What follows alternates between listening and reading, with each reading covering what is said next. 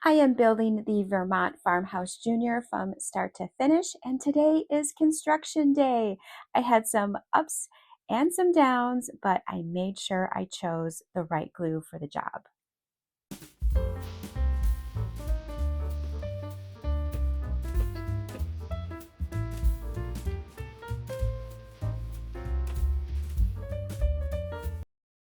Hello, my crafty dolls, and welcome to my craft room. I am Grandma Katie, and I am so glad you're here. This is episode 8 of my Vermont Farmhouse Junior Dollhouse build from start to finish, and things are progressing really fast now, and I'm inching further and further to decorating and playtime, which is why we build a dollhouse in the first place. We want to play.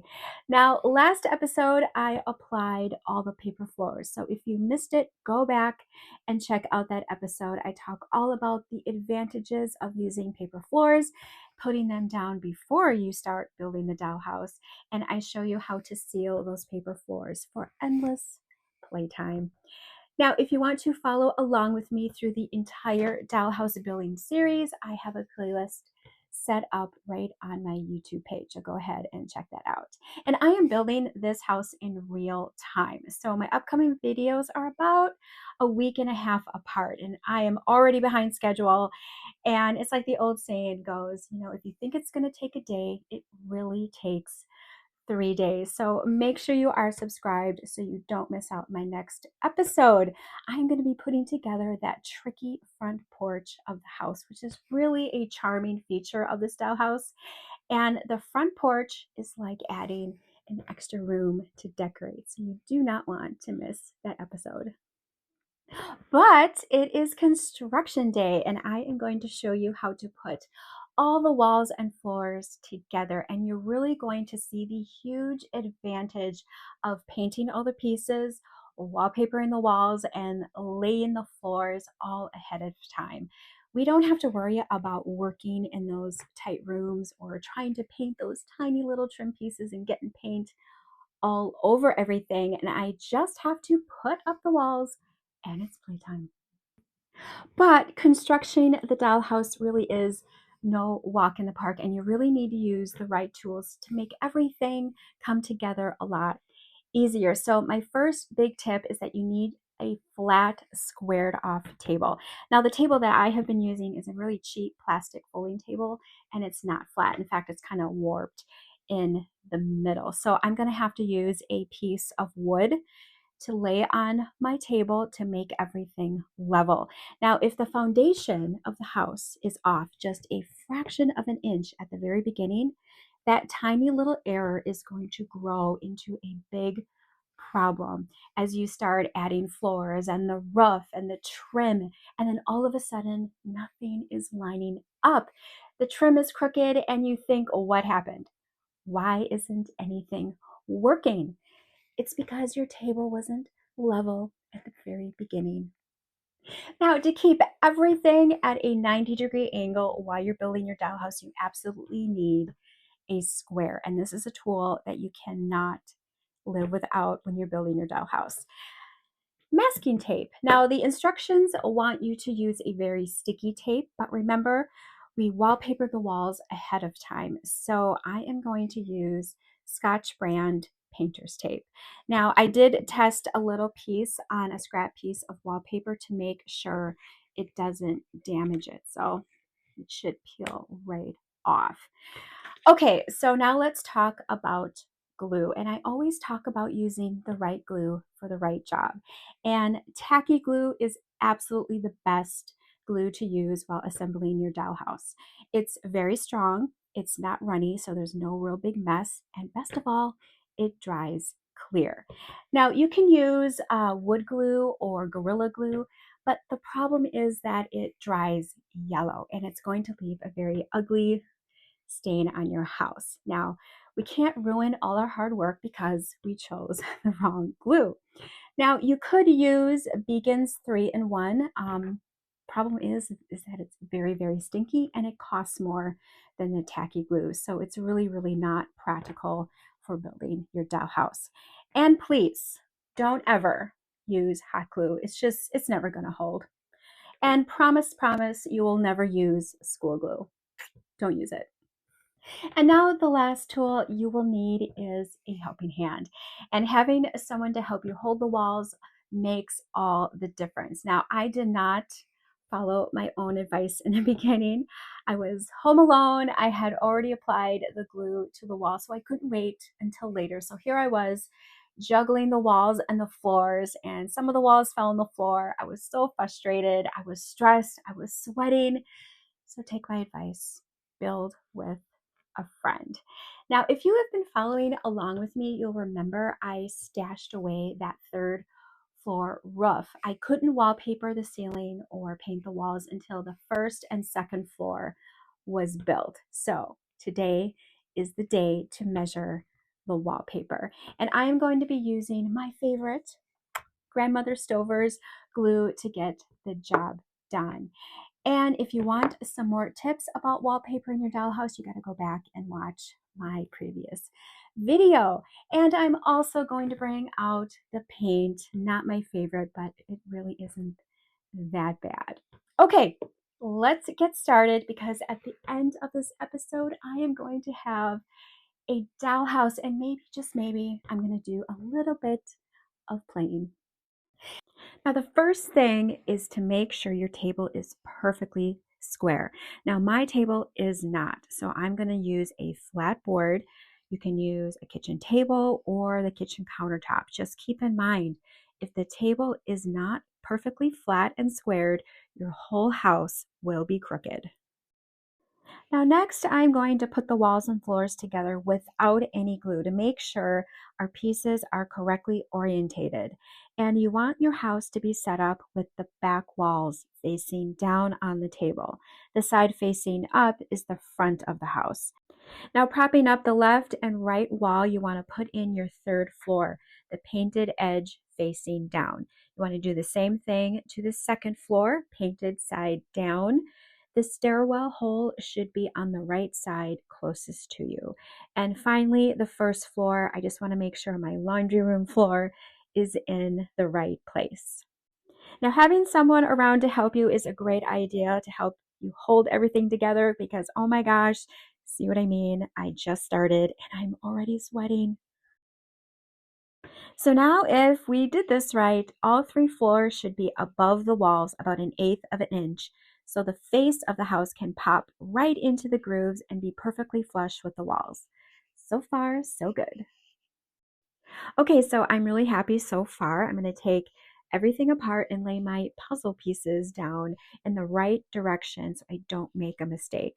Now I'm going to apply my tacky glue to the grooves of the wall and to the edge of the floors. And I really like to use a brush to spread the glue. It really helps spread the glue evenly and there'll be less oozing and dripping. Okay, moment of truth. It's time to start putting everything together. Now, I'm only going to do the third and second floor to the wall for now. I'm not going to do the first floor. Now, I've got that strip of wood that will fill in the gap in the wall along the stairwell. I want to apply some more glue to it, and I just want to pop that in and making sure it's perfectly flush with the wall. Now, before moving on, I just want to take a dry rag and clean up any oozing glue along the floor. All right, and I am going to do the same thing to the left side of the wall. I'm just going to brush that glue onto the grooves and then don't forget to put some glue on the floor and finally put it all together. Now, before I put on the first floor, I'm going to start squaring off all the floors to the walls. This is such a crucial step because if these walls and floors are not squared, at the very beginning, the house is going to be crooked and then the front of the house won't fit and the porch will be lopsided and the house won't fit the foundation and, well, you get the idea. The point is we have to avoid all the tears and the possibility of chucking our house in the garbage. Okay, and now it's time to glue on the first floor. Apply the glue to the wall grooves on the right and left sides. Brush the glue onto the floor edge and press that floor into place. Now it should be flush with the bottom and the top should be that 1/8 of an inch above the walls to accommodate the face of the house. Everything fits perfectly, and I'm really, really happy about the base floor. So now it is time to tape the corners together. And you can never have enough tape. Just make sure while you're taping, always make sure that those walls and floors stay squared. And now everything is all taped up. And I went back and double checked that the walls and floors are all squared. And then I went back and checked them again. And I triple checked that the base floor is completely flush with the walls. And now it's in the hands of the dollhouse gods. I have to let it dry overnight. So good night, sweet dollhouse. Well, good morning, my sweet dollhouse. Let's take off all that tape and let's see how you look. And I really hope you slept well because I sure didn't. I was up worrying about the walls being glued straight. Now, let's flip the house upright and see. And I think we did it. Yay! We can do a little happy dance. What a relief. It is so ridiculous losing sleep over glued walls, but this is 7 weeks of my life, and the stress has dissipated, and I can move on to the next step without any worries. And now I'm going to put my house back down with the front facing up, and I'm going to glue the front to the house. I'm going to apply the tacky glue to the 3 grooves for the floor, and I'm going to use my brush to spread the glue on evenly. Flip the front over and snap it into the grooves with the floors. The front should be flush with the base floor, and the top should be flush with the 3rd floor. Now just make sure all the corners are lined up and squared. Now you can see here that the front of the house wants to pop up in this corner. So in order to keep the front glued down evenly, I have to put some weight on the house. Cover the top with a towel to protect the paint and place heavy objects in the corners. And I'm just using some paint cans. Now I also put some water bottles along the entire area of the front just to make sure everything stays nice and flat. I cannot lose any more sleep over this dollhouse. I'm going to double check those corners are firmly in place. Now sleep tight, dollhouse. I will see you in the morning. Good morning, sweet dollhouse. Oh my gosh, you look gorgeous. I really wish I could wake up looking this perfect and put together. You can see the top is perfectly flush with the 3rd floor. All of the corners are firmly glued down and the house is perfectly squared. Okay, now let's take a peek on the inside. I want to check all those corners, and good news, there are no oozing, dripping glue stains. I used the right amount of glue and everything is smooth sailing so far. It's making me a little nervous. I think I better knock on wood. Now next, I am going to put in the room dividers. Starting with the 2nd floor, I'm going to line up the bottom of the divide with the wallpaper line of the wall. The wall divide is such a tight fit that I don't even need to glue it in. In the kit, you have these pieces of wood with an X on it. Place the wood along the ceiling and tap the wall into place with a hammer, and you want to keep tapping the wall until it is perfectly square.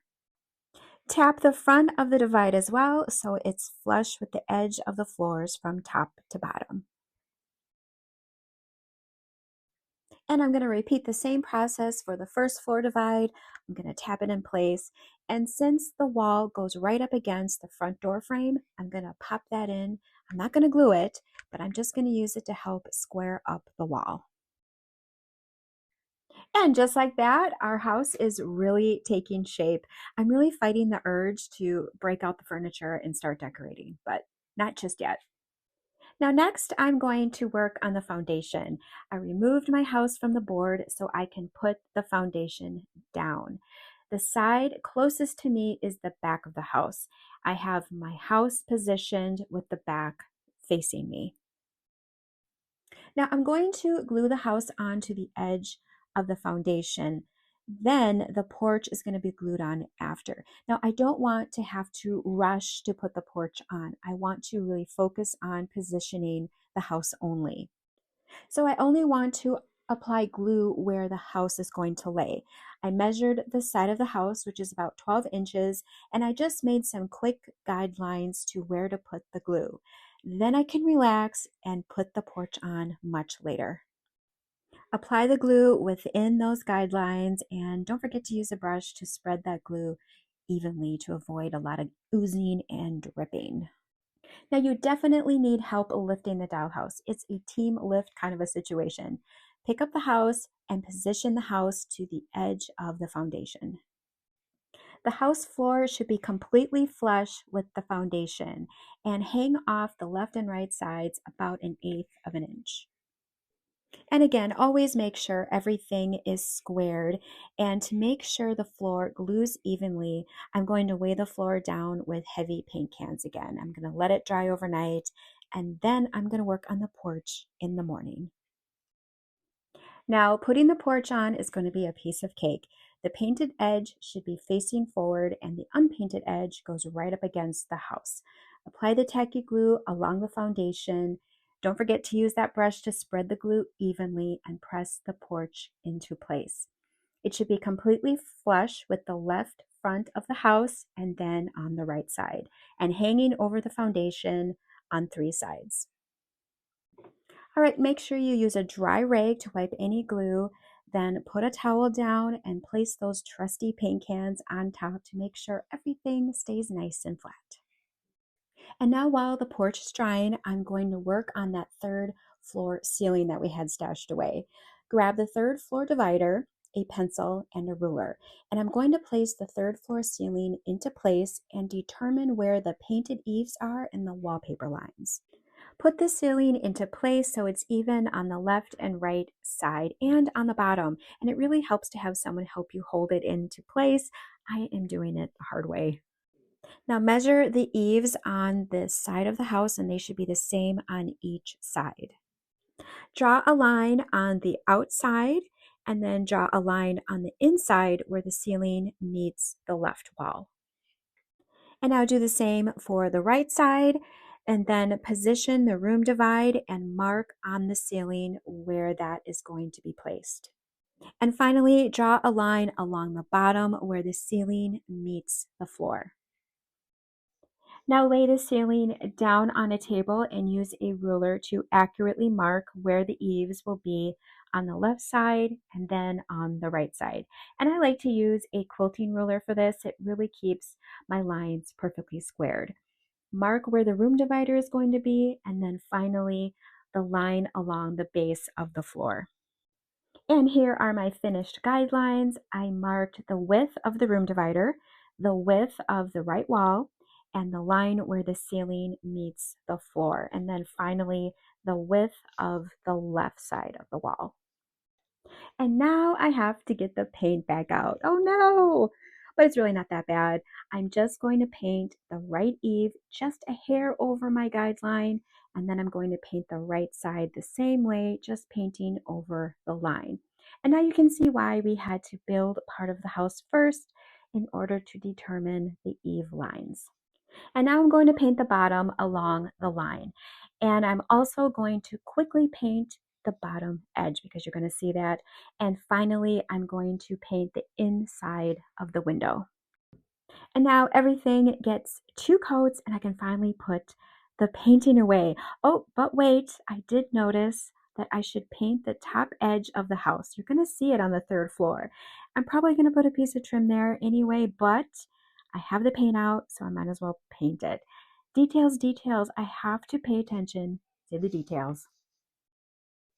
All right, now on to the wallpaper. But first, I need to draw a line just under my original guideline. I want my wallpaper to go past my baseline to ensure I don't have any gaps along that wallpaper line.